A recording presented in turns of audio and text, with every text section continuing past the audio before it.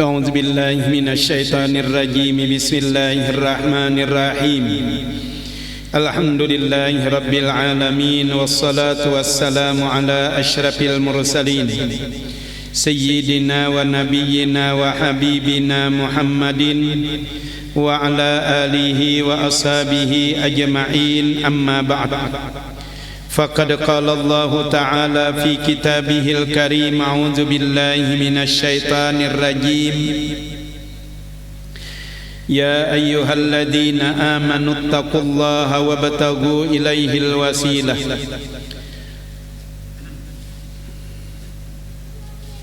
وجاهدوا في سبيله لعلكم تفلحون وقال النبي صلى الله عليه وآله وسلم انطلق ثلاثة رهط ممن كان قبلكم حتى أووا المبيت إلى غار فدخلوه فانحدرت صخرة من الجبل فشدت عليهم الغار فقالوا إنه لا ينجيكم من هذه الصخرة إلا أن تدعوا الله بصالح أعمالكم. قال مصنف رحمه الله تعالى ونفعنا به وبعلومه في الدارين آمين. صدق الله العظيم وصدق رسوله النبي الحبيب الكريم ونحن على ذلك من الشاهدين والشاكرين والحمد لله رب العالمين. Ibu-ibu, bapak-bapak, saudara-saudari, adik-adik jamaah pengajian, jamaah peribadatan rahimakumullah. Kita bersyukur kehadirat Allah Subhanahu wa taala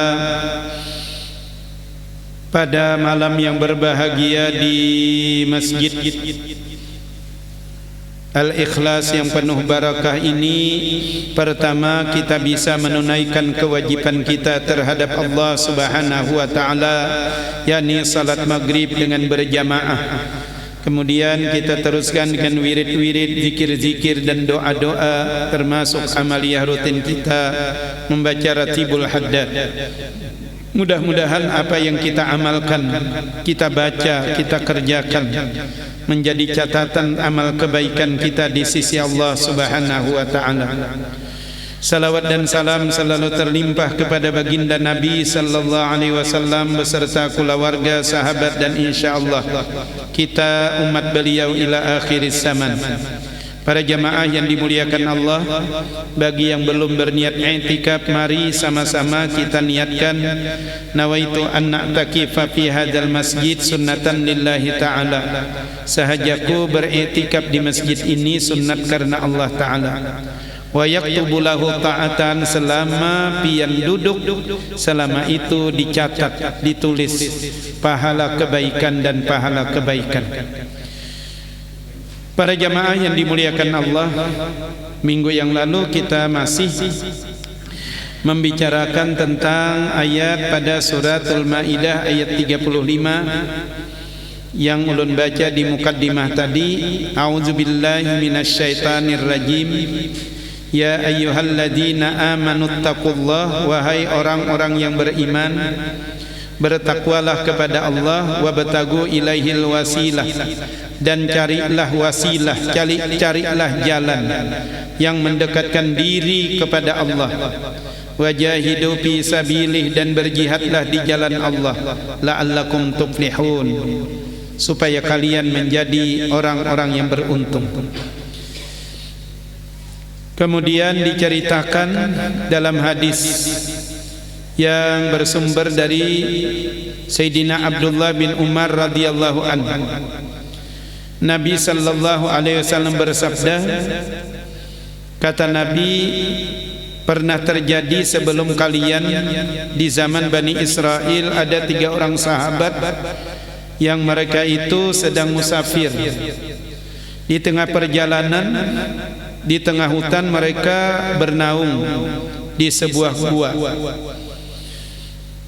Ketika mereka bernaung di sebuah gua tadi, tiba-tiba batu besar jatuh dari atas jabal, atas bukit, dan menutupi pintu gua, dan mereka tidak bisa keluar. Kemudian mereka sepakat untuk berdoa kepada Allah Subhanahu wa taala dengan wasilah bisalihi a'malikum, dengan amal-amal yang paling baik, amal-amal terbaik. La yunjikum min hadhihi sakhrah, kita tidak bisa keluar dari gua ini illa an tad'u Allah, kecuali kita berdoa memohon hanya kepada Allah bisalihi a'malikum, dengan perantaraan amal-amal terbaik kita. Nah, ini yang meyakinkan kita bahwa berwasilah itu dibolehkan. Nah, dibolehkan berwasilah, berperantara. Nah, jadi kita disuruh untuk mencari perantara untuk mendekatkan diri kepada Allah. Dan kita sudah bahas bahwa perantara itu, wasilah itu bukan yang dimaksud, bukan yang dituju. Wasilah adalah perantara, wasilah adalah usaha, wasilah adalah jembatan untuk mencapai satu tujuan. Tujuannya pasti, tujuannya yakin, pasti Allah Subhanahu wa taala. Tapi lewat wasilah tadi. Faqala rajulun minhum. Jadi orang pertama di antara bertiga tadi berdoa kepada Allah, Allahumma in kana li abawani saykhani kabirani. Dan minggu yang lalu sudah juga dibahas sedikit ini. Jadi ujar yang pertama, ya Allah, ulun ini punya orang tua, kedua-duanya syaikhani kabirani, sudah renta, sudah sangat sepuh kedua-duanya. Wa kuntu la aghbiqu qablahuma ahlan wala malan, dan aku tidak akan mengistimewakan yang lain, apakah itu kekayaanku ataupun keluargaku, anak biniku. Aku hanya memuliakan keduanya. Pana abi fi talibi syai'in yauman, pada suatu hari beliau menginginkan sesuatu. Nah, menginginkan sesuatu. Menurut keterangan lain, Sidin hendak minum susu. Nah, falam urih alaihima hatta nama, tapi karena ada sesuatu yang harus dikerjakan, maka aku terlambat pulang membawakan susu tadi. Hatta nama, sampai keduanya sudah tertidur, sudah terguring. Nah, fahalabtu lahuma gabuqahuma fawajadtuhuma naimain. Lalu kutunggui Sidin tadi berdua tadi dengan dua belah tangan memegang cangkir, memegang gelas susu ini, susu. Ditunggui guring Sidin tadi, ditunggui. Wa qaritu an aghbika qablahuma ahlan wala malan. Aku kadang memperhatikan yang lain lagi, kadang memperhatikan anak biniku. Aku menunggu umak bapakku ini nangguring tadi, nangguring. Palabistu wal qadahu ala yadayhi antaziru istaiqazahuma hatta barakal fajr. Ulun menunggu umak abah ulun nangguring tadi sampai fajar tiba, sampai menjelang subuh hanyar tabangun. Pastaiqaza, maka keduanya bangun. Pasyariba gubukahuma, maka keduanya diminumi dengan susu apa kehendaknya tadi. Allahumma in kuntu fa'altu dzalik ibtigaa wajhik fafarrij anna ma nahnu fihi min hadhihi sakhrah. Ya Allah, seandainya bakti hamba kepada kedua ibu bapa hamba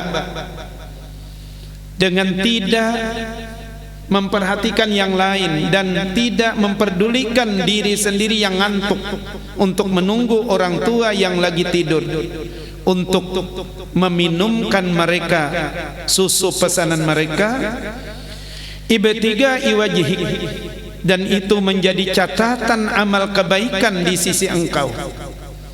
Fafarrij anna ma nahnu fihi min hadhihi sakhrah, maka keluarkan kami daripada gua ini. Pamparajat syai'an, maka bergeserlah batu tadi, cuma bergesernya sedikit. La yastati'una al-khuruj, namun mereka belum bisa keluar dari gua tadi. Ini sudah ada isyarat bahwa dengan amal-amal terbaik yang dipanjatkan kepada Allah Subhanahu wa taala, ini bisa menjadi wasilah, terhadap apa-apa yang dipinta, Buktinya batu tadi bergeser walaupun belum bisa keluar. Di sini juga perlu kita pahami bahwa amal terbaik dalam hidup dan kehidupan kita adalah amal-amal yang tidak hanya sekedar hubungan kita dengan Allah, tetapi hubungan kita dengan sesama kita. Hubungan kita dengan sesama kita yang paling dekat dengan kita dari awal kita lahir tidak lain adalah orang tua kita. Makanya minggu yang lalu ulun beritahukan bahwa kalau pian baisi punya masih orang tua, anak-anak, adik-adik yang masih punya orang tua, itu satu keberuntungan yang besar. Karena itu adalah ladang pahala kalian. Itu adalah ladang pahala kita kalau orang tua masih hidup. Karena selangkah kita mendatangi panggilannya, sudah diganjar 10 kebaikan, 10 pahala, 10 dosa dihapus, 10 derajat diangkat oleh Allah Subhanahu wa taala. Sehingga Sayyidina Abdullah bin Mas'ud radhiyallahu anhu pernah bertanya kepada Rasul sallallahu alaihi wasallam. Ujar Sayyidina Abdullah bin Mas'ud, sa'altu Rasulullah sallallahu alaihi wasallam, aku pernah bertanya kepada Rasulullah sallallahu alaihi wasallam, ayul amal ahabbu ilallah, ya Rasulullah, amal apa yang paling dicintai Allah? Amal apa yang paling dikasihi Allah? Amal apa yang paling disukai oleh Allah? Lalu Rasulullah sallallahu alaihi wasallam menjawab pertanyaan Sayyidina Abdullah bin Mas'ud ini. Kata Nabi, amal yang paling disukai Allah adalah as-salatu ala waqtiha, salat di dalam waktunya. Jadi bukan salat fi awali waqtiha. Di hadisnya ini salat di dalam waktunya. Jadi ketika kita salat masih di dalam waktunya, itu berarti kita masih di dalam koridornya kasih sayang Allah, disayangi Allah. Yang salah kalau kita salat di luar waktu. Nah, itu kalau di luar waktu kadada anunya. Salatnya di dalam waktu, karena ujar Nabi, ujar Tuhan, inna salata kanat alal mu'minina kitaban mauquta. Salat itu diwajibkan bagi orang yang beriman dan diwaktukan, ada waktunya, selama kita dalam waktunya. Namun para solehin, orang-orang dahulu, nabi-nabi, sahabat-sahabat Nabi. Nah itu kada mau inya balambat-lambat. Nah mereka salatnya pasti fi awali waktiha, di awal waktu, di awal waktu.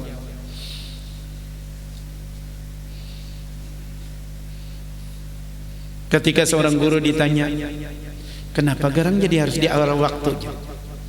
Ujar Sidin, ketika kita melambat-lambatkan salat, apakah ada jaminan ketika sudah sampai waktu kita tidak salat, kita nunggu kaina-kaina, apakah ada jaminan bahwa umur kita sampai 5 menit lagi, 10 menit lagi, setengah jam lagi? Kan tidak ada janji.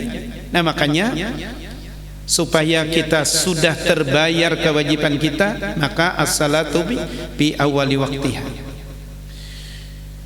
Qultu summa ay, lalu kutakuni lagi Nabi, ujar Abdullah bin Mas'ud nih, setelah salat di dalam waktunya itu lebih dicintai Allah, habis itu apalagi? Nah, ujar Nabi, pal birrul walidain, imbah salat di waktu di dalam waktunya yang dicintai Allah adalah berbakti kepada kedua orang tua kalian. Berbakti, berbuat baik. Nah, berbuat baik, menyenangkan. Qultu summa ay, setelah berbuat baik kepada orang tua, apalagi amalan dicintai Allah? Qala al jihadu fi sabilillah. Yang ketiga adalah jihad di jalan Allah Subhanahu wa taala. Itu aja yang merupakan amal-amal terbaik kita. Mana yang bisa kita lakukan sekarang?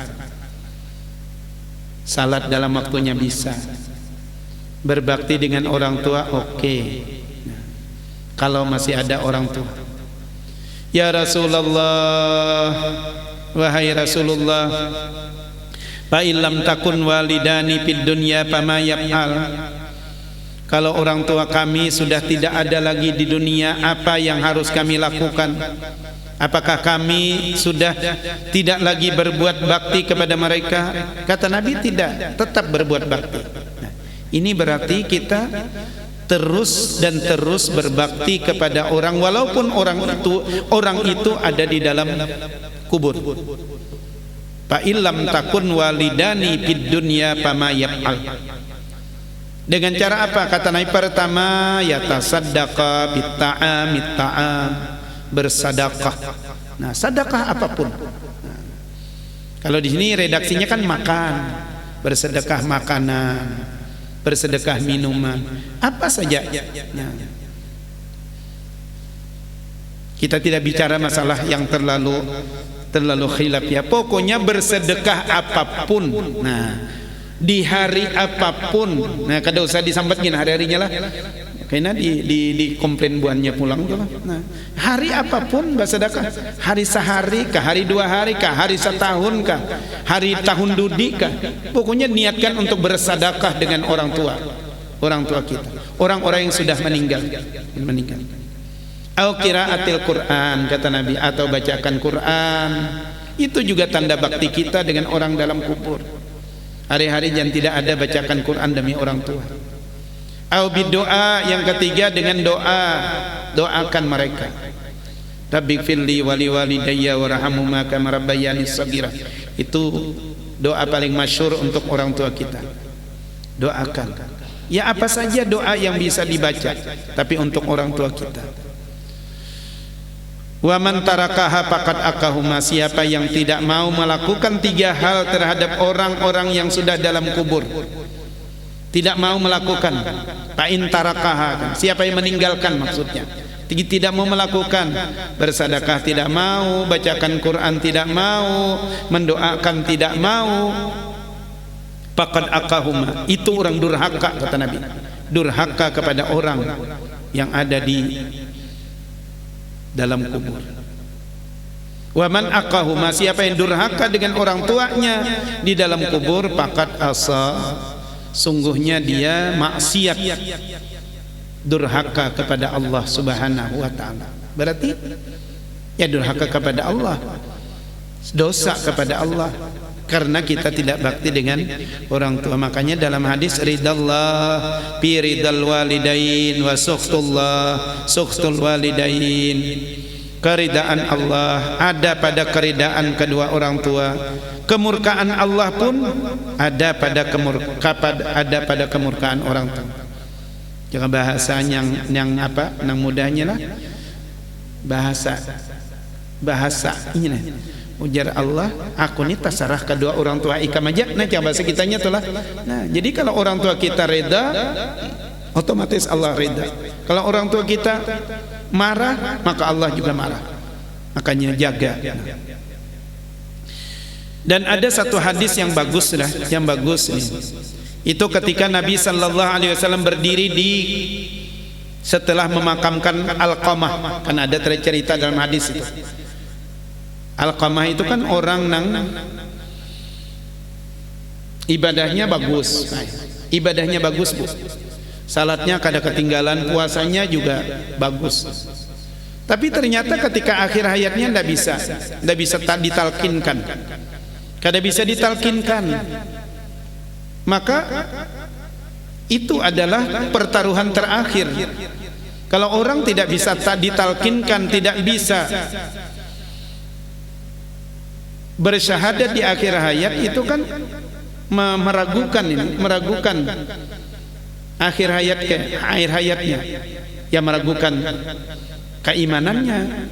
Karena kata Nabi, bala paling besar dalam hidup itu adalah yakhrujuna minad dunya bighairi iman. Ketika keluar dari dunia tanpa membawa iman, itu bala paling besar. Nah, ketika orang saat meninggal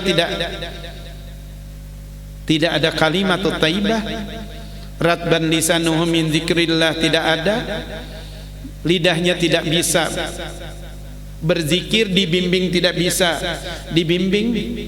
Makanya Nabi mengatakan lakinu mautakum, talkinkan orang yang mau meninggal, talkinkan, ditalkinkan. Jadi orang yang mau mati itu ditalkinkan biqauli la ilaha illallah, la ilaha illallah, ditalkinkan. Ternyata Alqamah tidak bisa menggilingkan kepala, Nah. Lalu datang utusan kepada Rasulullah sallallahu alaihi wasallam. Ya Rasulullah, sahabat pian yang bagus itu kada bisa mengucap syahadat, kada bisa mengucap talqin di akhir hayat. Nah, ujar Nabi, datangi pang, jadi disuruh Ali mendatangi, Bilal mendatangi, Umar disuruh mendatangi, Abu Bakar mendatangi. Ternyata dasar kada bisa, tidak bisa, sangat susah, sangat payah. Lalu datang lagi utusan, ya Rasulullah, dasar kada bisa orangnya, maka orangnya sudah sakarat benar. Lalu ujar Nabi, abahnya Alqamah. Ujar apa? Sudah mati, sudah meninggal. Ibunya pang? Oh, ibunya ada. Nah, tapi ibunya tuha. Nah, jadi ujar Nabi, kalau ibunya kada kawa mendatangi, aku nak mendatangi. Ternyata ibunya Alqamah kada mau didatangi Nabi sidin dengan susah payah bertungkat mendatangi Rasulullah sallallahu alaihi wasallam. Aku kada sampai hati kalau kekasihku Rasulullah datang mendatangi aku harus berusaha mendatangi beliau. Nah, jadi ibunya Alqamah mendatangi Nabi. Ujar Nabi, wahai ibu, Alqamah tu anak piankah? Jasidi. Kayak Pak Alqamah tu, ujar nang umat tadi orangnya penyembahyang, pemuasa orangnya. Nah, ada lagi jar Nabi. Cuma sayang, orangnya tu bakti lawan orang tua. Tapi salawas babini kada mahirani lagi lawan aku. Nah, gara-gara bininya tuh bang. Nah, jadi kan bisa yang asalnya bakti gara-gara bini bisa juga tuh lah. Nah, makanya wajar-wajar aja kita tuh perlu selektif juga mencari minantu buai. Nah, anggaran kada mahirani lawan apa? Lawan kawitan, lawan mintuha. Jangan diambil. Kita bukan melihat rupanya, apa kekayaannya, ke apa pangkatnya, tidak. Kita tidak. Nah ternyata gara-gara itu orang tuanya nanti kecewa, jadi kecewa. Dan aku kedanak lagi melihat anakku tuh jarak nujasidin telah ya bahasa kita, dan aku melihat anakku. Tolong Bu, ujian Nabi, sebab anak pian tuh sudah sampai waktunya ini, hendak sakarat sudah. Tolong ridai dia, halalkan dia. Kada jenuh. Aku kada diperdulikannya lagi selama inya babini. Nah babini. Ayo itu ujar Nabi Bilal, tolong sahabat-sahabat yang lain cariakan kayu bakar, cariakan pokoknya kayu-kayu bakar, kumpulakan, kita bakar aja Alqamah. Hah? Jangan umat apa dibakar? Daripada di akhirat dibakar api neraka, baik di dunia aja Nabi, kita bakar aja. Kayak apapun sakit hatinya orang tua itu, tetap ada rasa kasih sayangnya. Ya Rasulullah, jangan dibakar, anak ulun jangan dibakar. Ulun rida, ulun halalkan dia. Lalu Rasulullah sallallahu alaihi wasallam mengirim Bilal, ujar Nabi, datangi pangka rumah Alqamah, datangi. Umahnya sudah reda. Imbah didatangi ke rumah Alqamah. Jadi ujar sahabat nang badahulu, menghadapi Alqamah. Alhamdulillah, Alqamah sudah bisa zikir, Alqamah sudah bisa syahadat di akhir hayatnya, dan dia mati dalam keadaan husnul khatimah. Nah setelah penguburan itu Nabi sallallahu alaihi wasallam berbicara, bepandir. Ini barangkali yang dijadikan orang dalil banulah betalakin tulah talakin. Nah, ada nang kadang betalakin juga, ada sambutan juga lah. Nah sambutan juga orang lebih aja tuh. Jadi ada nambah sambutan, ada kalau nambah sambutan lah. Nah, kadada betalakinan je kita sambutan je atas sama keluarga. Ya kok kurang lebih hai. Nah, itu Nabi ketika penguburan Alqamah itu Nabi berkhutbah lah. Ya ma'syaral muhajirin wal ansar, ya Nabi. Wahai orang-orang muhajirin, wahai orang-orang ansar. Karena waktu itu orang Islam itu hanya dua itu, baik. Orang-orang yang pindah dari Makkah ke Madinah bersama Nabi itu muhajirin, dan orang-orang Madinah yang menampung orang Islam itu namanya ansar. Jadi Nabi, wahai orang-orang muhajirin dan orang-orang ansar, man paddala zaujatahu ala ummihi. Nah ini jelas benar Nabi mengatakan, siapa yang memuliakan istrinya dibanding orang tuanya. Kalau di sini umminya. Jadi siapa yang memuliakan bininya dibanding ibunya. Nah, banyak kan bahasanya lah. Siapa nang kada wani lawan bini sampai mengalahkan kawitan, nah sama aja tuh. Jadi siapa jar Nabi yang memuliakan, yang patuh dengan istrinya, lalu mendurhakai ibunya, fa'alaihi laknatullah, maka orang ini akan mendapatkan hinaan dari Allah, mendapatkan kutukan dari Allah, laknat dari Allah, wal malaikah, dan juga hinaan oleh malaikat, wan nasi ajma'in, bahkan oleh manusia. Manusia pun menghinakan, ujar Nabi. Jadi kalau orang mendurhakai orang tua gara-gara pasangan hidup, sama aja tuh lah, pasangan hidup laki kan bini kan. itu di dunia aja sudah mendapat kutukan, mendapat laknat. Bahkan tidak hanya dari Allah, malaikat dan manusia. La yaqbalullahu minhu sarfan wala adlan.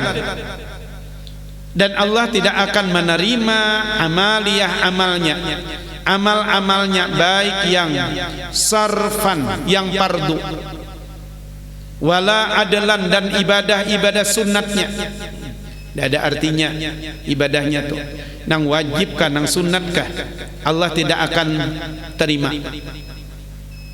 Illa ayyatuba ilallah azza wa jalla, kecuali, nah dah jauh nyutannya masih kecuali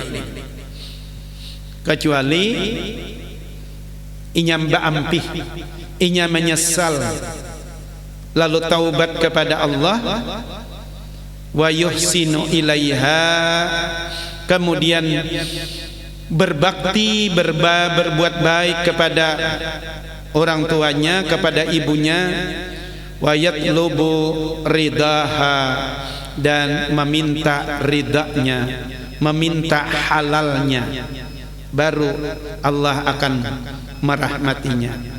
Jadi kalau hendak disayangi Allah, ya sayangi orang tua kita.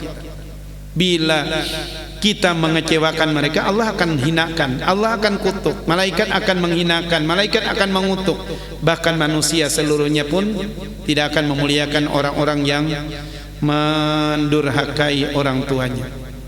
Bahkan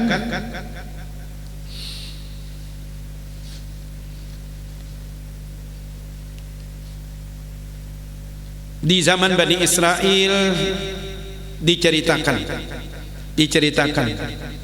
dahulu ada orang saleh,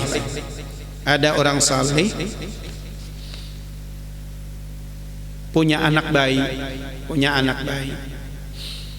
Kemudian ketika anaknya lahir, lalu binatang ternaknya melahirkan juga. Waktu itu diceritakan itu lembu, lembu yang kita sapi, itulah sapi. Tapi sapinya unik, sapinya kuning keemasan. Jadi kalau kena sinar matahari itu memancar. Lalu oleh si orang saleh tadi, sapinya tadi diantar ke hutan, diantar ke hutan. Nah, diantar ke hutan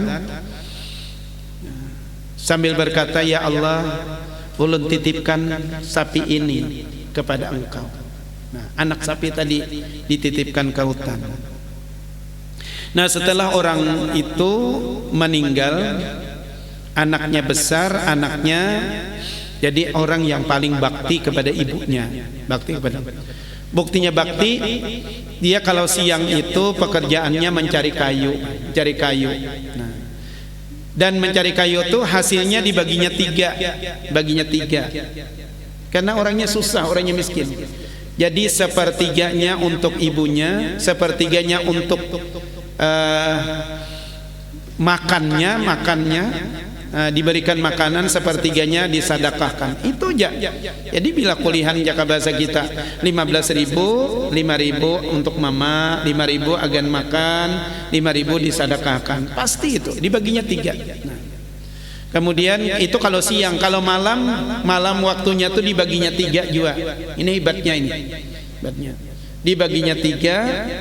Jadi sepertiga digunakan untuk bersama-sama dengan orang tuanya. Jadi lawan umat tuh sepertiga malam itu digunakan lawan umat. Nah, makanya kalau kita berisi orang tua tuh kita bepandiran lawan orang tua itu pahala terus, sudah dapat pahala terus. Kemudian sepertiganya digunakan dia untuk tidur, sepertiganya digunakan untuk ibadah malam. Ini hebat nih kekanakan nih, anak-anak ini. Jadi malam itu dibaginya tiga, bersama-sama ibunya, kemudian tidur, kemudian sepertiganya digunakan untuk salat malam, tahajud. Tahajud itu dari zaman Nabi Adam sudah ada tahajud, Pak. Sudah tahajud. Nah. Kemudian ujar orang tuanya, nak, mama marah, kasihan lawan engkau. susah mencari rezeki. Padahal kayak ada titipan Abah Hikam tuh di hutan itu ada. Nah, titipan Abah Hikam tuh ada di hutan. Apa mak? Sapi. Nah, sapi. Datangi aja. Berdoa kepada Allah, Tuhannya Nabi Ibrahim, Tuhannya Nabi Ismail, Tuhannya Nabi Yakub, Nabi Ishak, berdoa. Maka sapi itu akan datang. Tanda-tandanya sapinya itu warnanya kuning keemasan. Lalu ke hutan. Sampai di hutan berdoa kepada Allah, ternyata sapinya datang, Pak. Sapinya datang. Padahal sapinya itu liar. Sapinya liar. Kemudian dibawanya, jadi ujar sapi, coba pandir sapinya. Kakanakan. Jaka ikam batunggang aja di belakangku nyaman kada uyuh bulik ke rumah. Kada jaka kanakan tadi. Mamaku kada menyuruh menunggang, mamaku suruh maingkut aja, anu aja, membatak aja. Nah. Kada mau karena mama kan menyuruh. Nah, mama kan menyuruh. Sampai ke rumah ujar nang umma, bawa aja nak ke pasar. Jual aja. Berapa mak harganya? 3 dinar. 3 dinar. Sampai ke pasar lalu ditawar. Berapa sapi nak dijual? 3 dinar. Kalau kutukari 6 dinar pang, jar orang tadi. Nang 3-nya jangan bapak dah lawan umat. Kam sarahakan nang 3-nya lawan umat. Oh kada bisa. Umatku memasani 3 dinar aja. Umatku hanya memasani 3 dinar. Kainalah. Esok datang pulang ke sini, ku bawakan, aku bapak dah dulu. Kalau mau mama menjual 6 dinar. Esok hari mak samalam orang menawar 6 dinar. Ujar ulun, bian memasani 3 dinar aja. Ulun kada ulun jual. Ujar nang umma, bila hari ini inya hendak manukari 6 dinar, jual aja. Nah jual, bawa pulang ke pasar. Datang pulang orang nang samalam. Nah, hari ini berapa hendak ikam jual? Mama babasan 6 dinar sesuai dengan tawaran ikam samalam. Ujar orang tadi, aku wani menukari 12 dinar. Nang 6 dinarnya sarahakan lawan umma ikam, 6 dinarnya ikam seorang simpani. Kada bisa aja nya. Umaku bapasan 6 dinar aja. Coba kayak anak-anak ini. Bulik pulang, ma. Orangnya menawar 12 dinar kada ulun julung. Ujar nang umma. Isuk bila batamuan takuni boleh kada dijual sapi nang ini gitu aja. Nah. Esok hari datang pulang ke pasar batamuan pulang orang itu kayak apa aja. Mama ulun kada menjual, cuma batakun aja. Ujar mama, sapi ini boleh dijual atau kada? Nah. Ujar nang ditakuni, jangan dijual. Jangan dijual. Sebentar lagi Nabi Musa akan membelinya dengan harga yang tinggi. Sebentar lagi Nabi Musa akan membelinya dengan harga yang tinggi. Ternyata itu malaikat, Pak. Malaikat yang diutus Tuhan. Ini berarti ibunya nih hebat nih. Ibunya tahu bahwa itu malaikat. Nah, jadi kalau batamuan kita takuni boleh kada dijual. Nah, karena umat tahu itu bukan orang sembarangan. Itulah asbabun nuzul daripada ayat suratul Baqarah ayat 67, Pak. Tapi insyaallah minggu dudi anunya. Minggu dudi ayat yang qalu du'u lana rabbaka yubayyin lana. Nah itu nang banyak kalut-kalutnya itu, kalut ulana. Itu asbabun nuzul tentang turunnya ayat itu, asbabun nuzulnya yaitu anak.